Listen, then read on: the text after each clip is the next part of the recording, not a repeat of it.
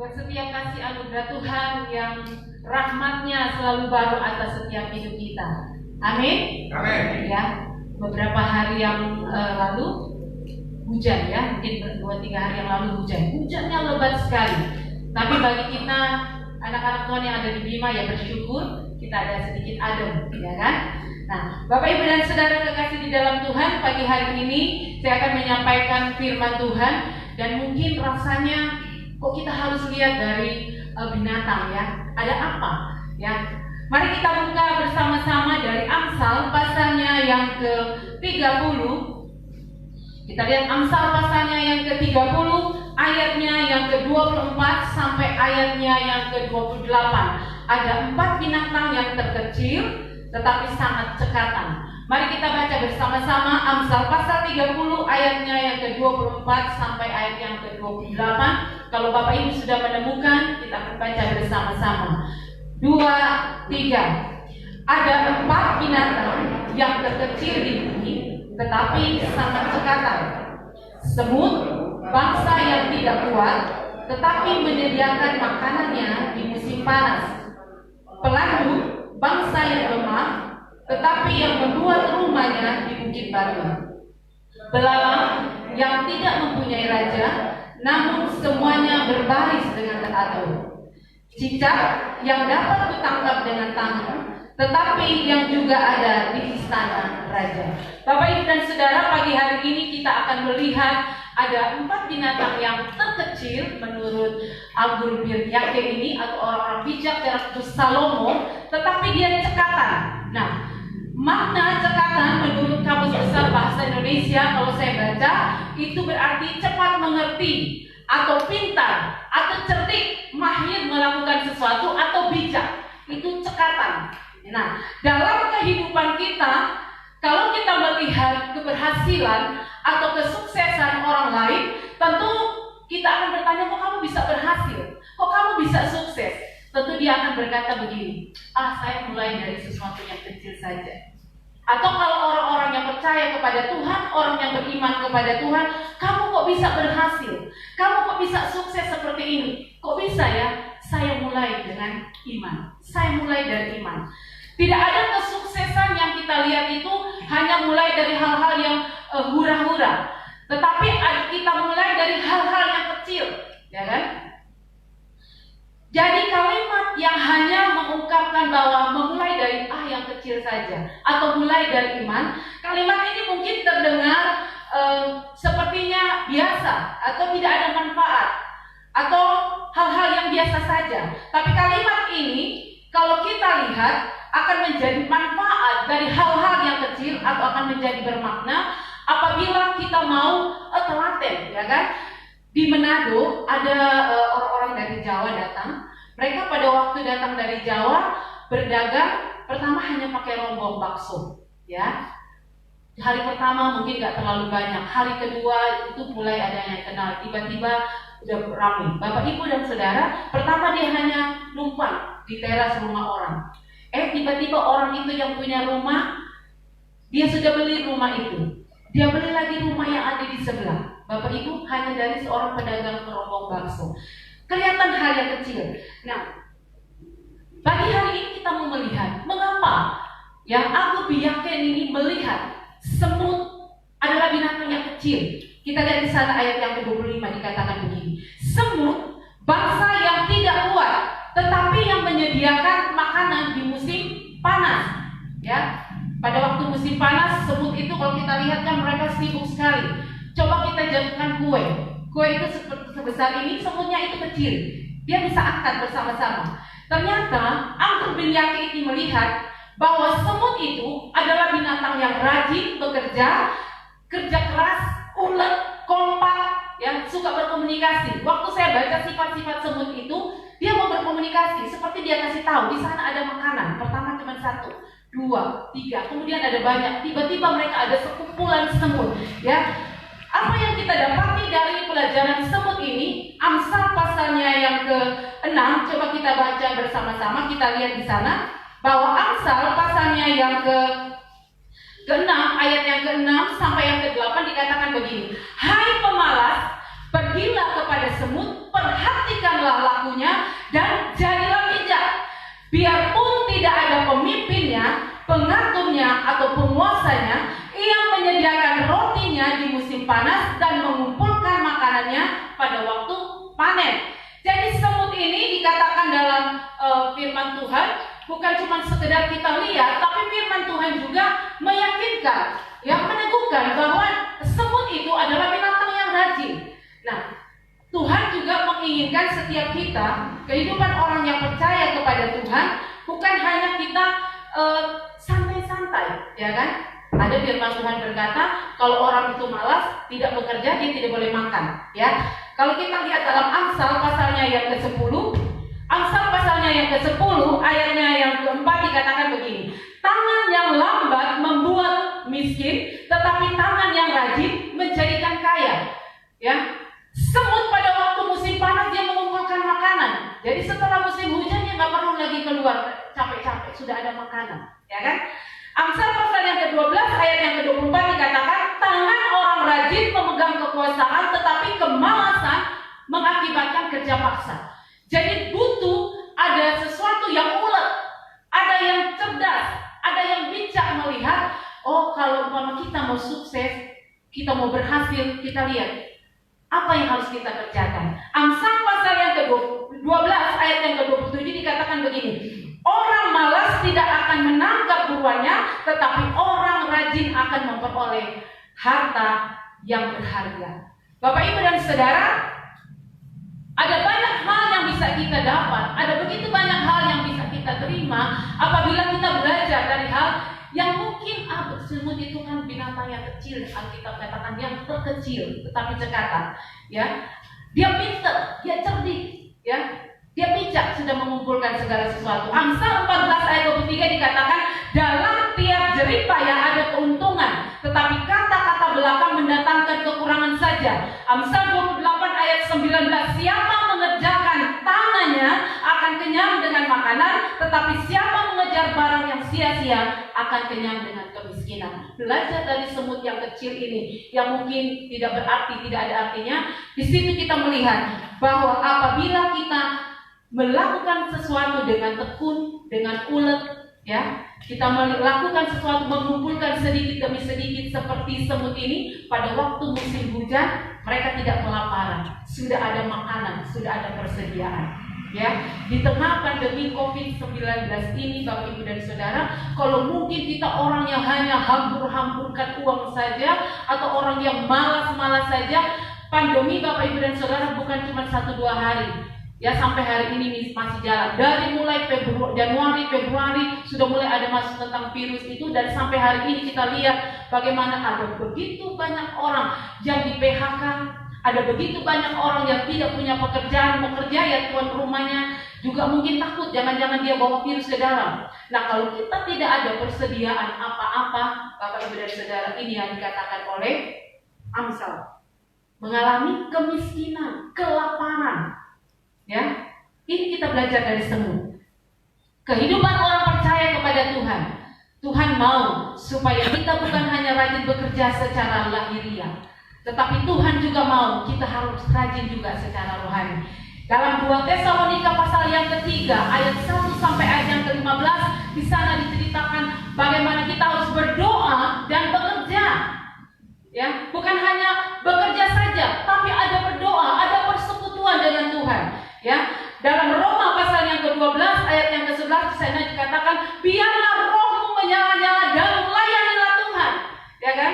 Seperti sebut tadi, jangan hanya kita cuma kita belajar, bukan hanya mengumpulkan pada waktu panas, tapi pada waktu hujan dia sudah ada makanan. Kita sebagai orang yang percaya kepada Tuhan, di tengah-tengah keadaan yang tidak memungkinkan untuk kita bersekutu, ya, hanya bisa di gereja sebagian, di rumah yang orang lansia, anak-anak, atau mereka yang ada dalam sakit bawaan. Tetapi kalau dalam kehidupannya ada berdoa, ada bekerja, rohnya menyala-nyala untuk mengasihi Tuhan. Ya, saya percaya ada kekuatan yang Tuhan berikan kepada mereka. 1 Timotius 4 ayat yang ke-7 di sana dikatakan, latihlah dirimu beribadah. Ya, ibadah itu harus dilatih, bukan hanya pada waktu kumpul bersama baru nyanyi memuji Tuhan. Harus dilatih, di rumah pun harus dilatih. Ya, Ibrani pasal yang ke-10 ayat 25 dikatakan janganlah kamu menjauhkan diri dan sebagainya, tapi di dalamnya ada dikatakan semakin giat melakukan menjelang hari kedatangan Tuhan. Bapak Ibu dan Saudara, belajar dari semut yang kecil ini. Mari kita rajin berdoa dan bekerja.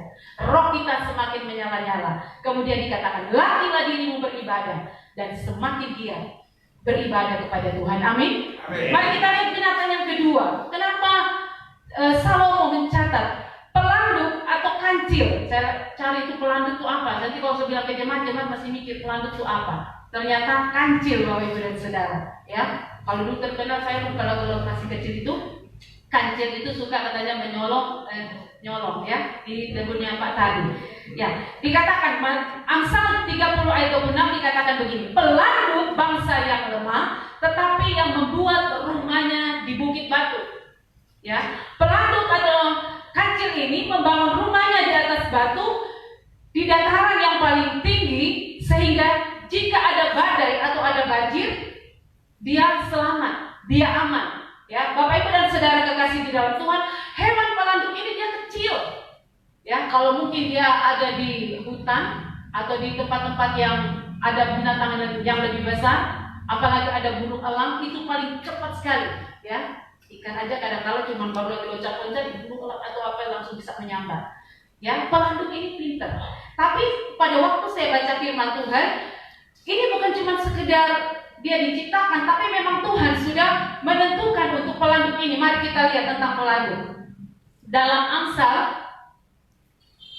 tadi pelanduk berlindung. Sekali lagi, Mazmur 104 ayat yang ke-18 dikatakan begini. Bukit-bukit batu adalah perlindungan bagi pelanduk. Jadi ini bukan cuma anggur biyake mengira-ngira aja. Tetapi Mazmur dengan jelas berkata, bukit-bukit batu adalah tempat perlindungan bagi pelanduk. Pelanduk ini mampu melindungi dirinya. Dia tahu ada serangan. Ya, pelanduk ini cukup bijak untuk membuat rumahnya di bukit batu. Ya, melalui pelanduk ini kita dapat belajar bahwa kita pun manusia lemah. Ya, tantangan, masalah, persoalan hidup, ya, goncangan, pergumulan apapun, kadang-kala bisa membuat kehidupan kita menjadi lemah. Kadang-kala membuat kita tidak mampu. Kita merasa bahwa ya Tuhan, saya tidak bisa, saya tidak mampu, saya tidak kuat Tuhan. Pergumulan ini terlalu besar, terlalu berat. Namun Bapak Ibu dan Saudara kekasih di dalam Tuhan, mari kita belajar dari pelanduk. Membuat rumahnya di dalam bukit-bukit batu. Artinya apa Bapak Ibu dan Saudara? Pada waktu kita merasa lemah, pada waktu kita merasa tidak mampu, pada waktu kita merasa kita tidak kuat, goncangan terlalu hebat. Mazmur pasal yang ke-18 ayat yang ke-31 dikatakan bahwa Allah adalah gunung batu tempat kita berlindung. Amin. Amin. Allah adalah tempat kita berlindung. Dikatakan di sana, sebab siapakah Allah selain dari Tuhan? Dan siapakah gunung batu kecuali Allah kita? Bapak Ibu dan Saudara, tantangan, persoalan, pergumulan bisa datang. Kita bagaikan pelanduk yang kecil itu. Tapi Mazmur pasalnya yang ke-18 ayat yang kedua, jadikan Tuhan sebagai bukit batu, gunung batu. Ya Tuhan bukit batuku, Mazmur Daud katakan, kubu pertahananku dan penyelamatku, Allahku gunung batuku, tempat aku berlindung, perisaiku, tanduk keselamatanku, kota bentengku. Amin. Amin. Haleluya. Siapapun kita pernah merasa kita tidak mampu. Dengan kekuatan kita, dengan akal budi kita, dengan tenaga kita, tapi jadikan Tuhan sebagai gunung batu. Yang ketiga, kita lihat dalam Amsal pasal yang ke-30 ayat 27 tadi. Belalang yang tidak mempunyai raja, namun semuanya berbaris dengan teratur. Bapak Ibu tahu belalang ini adalah musuhnya petani. Ya kan? Kalau sudah ada padi berdiri bagus-bagus, ya, yang paling laku itu semprot hama. Ya kan?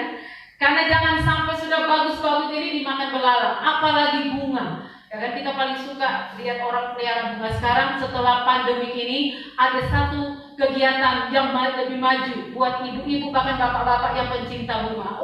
Rumah penuh dengan bunga, ya kan? Rumah penuh dengan bunga. Tetapi ada musuh, ada belalang. Ya, saya lihat di sini. Bagi orang itu belalang ini sangat merusak. Tetapi ada hal yang dilihat dari belalang ini. Ada kerjasama dan ketekunan. Dengan kerjasama dan ketekunannya, belalang dapat menghabiskan hasil ladang. Jumlah mereka banyak, namun mereka sadar bahwa dengan bersama-sama dan tetap dalam barisan, mereka bisa saling menguatkan. Ya, Bapak Ibu dan Saudara, makna dari hidup cekatan atau hidup bijak yang kita lihat melalui belalang ini, yang kita pelajari, yaitu ada kesatuan, ada kerjasama.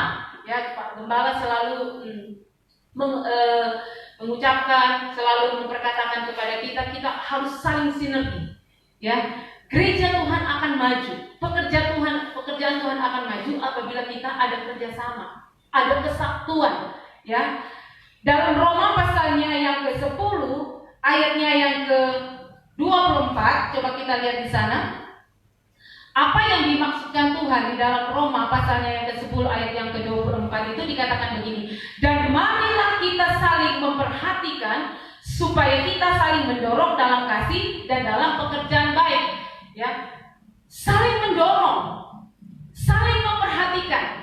Ya, belalang kan dia tahu di sana lagi ada orang mau panen, dia nggak datang sendiri, tapi bergerombolan. Ada satu daerah yang pernah dilanda dengan wabah belalang. Bapak Ibu dan Saudara, sampai orang tidak bisa buka pintu rumah karena dia juga bisa masuk, saking segitu banyaknya.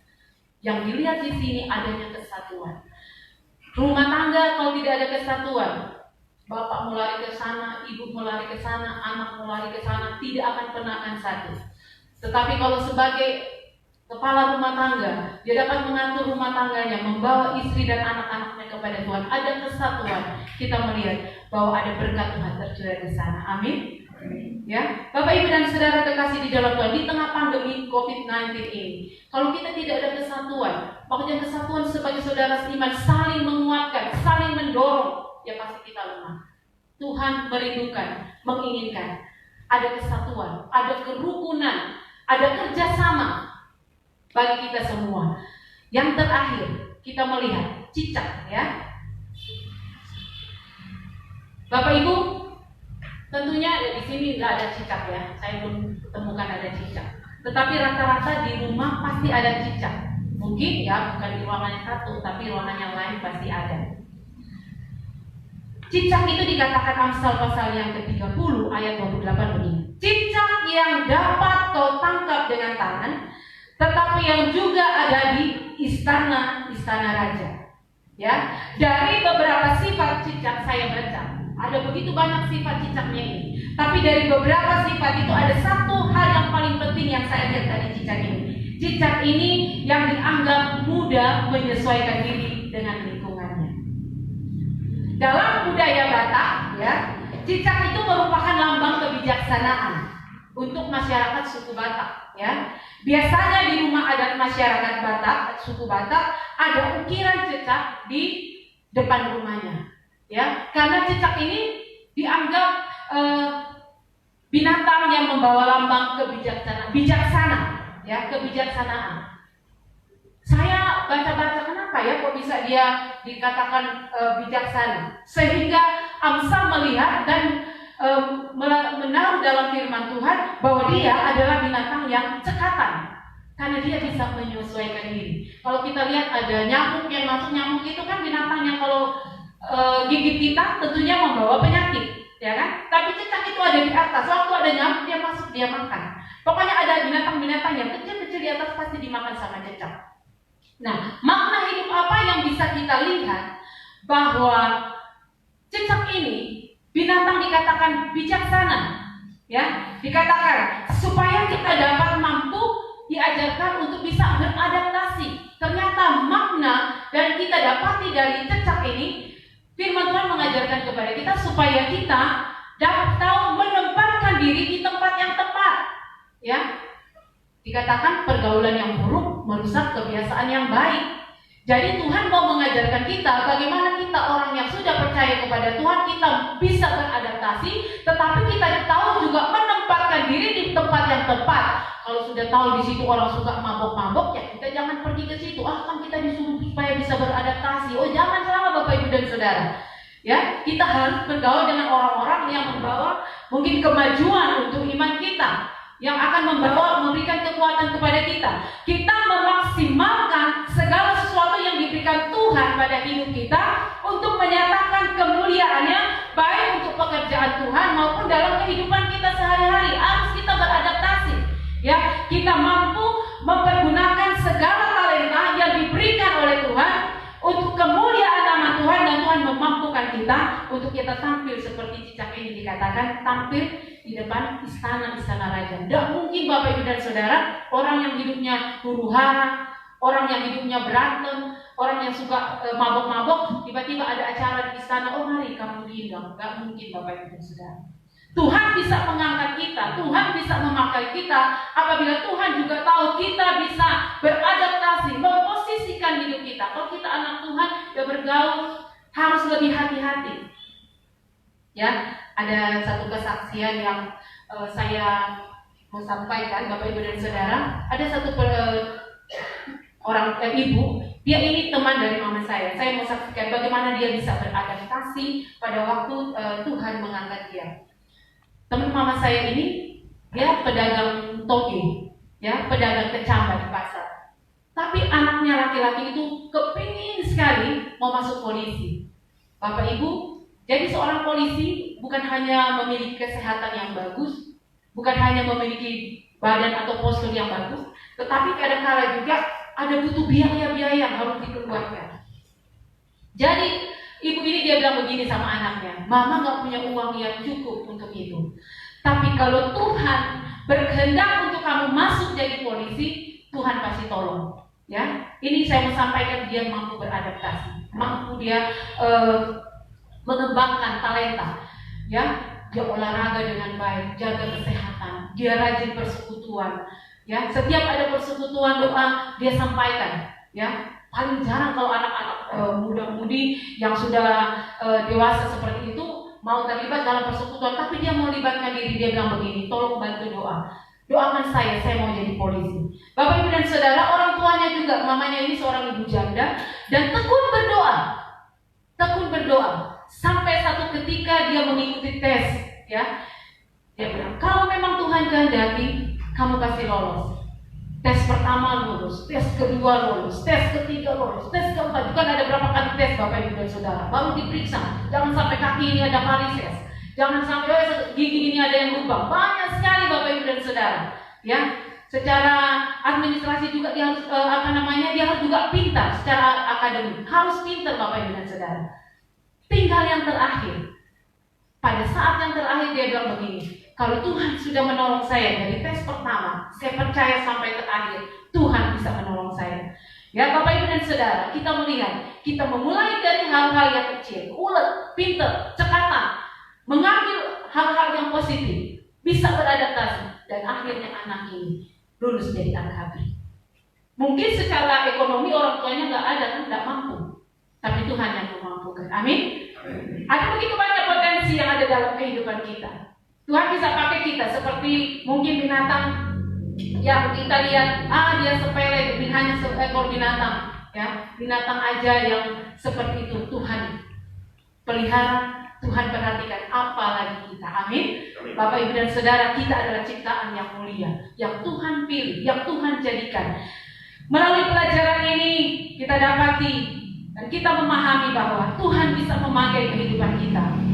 Ya mungkin kita merasa lemah, tidak kuat, kita kecil, tidak berarti, tidak mampu, disepelekan oleh orang. Tapi pada waktu ada tangan Tuhan yang menopang kehidupan kita, Tuhan memampukan kita melakukan hal-hal yang lebih besar. Tetap ulet, rajin, kompak, suka berkomunikasi. Jadikan Allah gunung batu, tempat perlindungan. Kita kerjasama, lakukan dengan tulus hati apa yang Tuhan percayakan dalam hidup kita. Dan Tuhan akan menempatkan kita di tempat-tempat untuk kita menjadi berkat. Mari kita berdoa.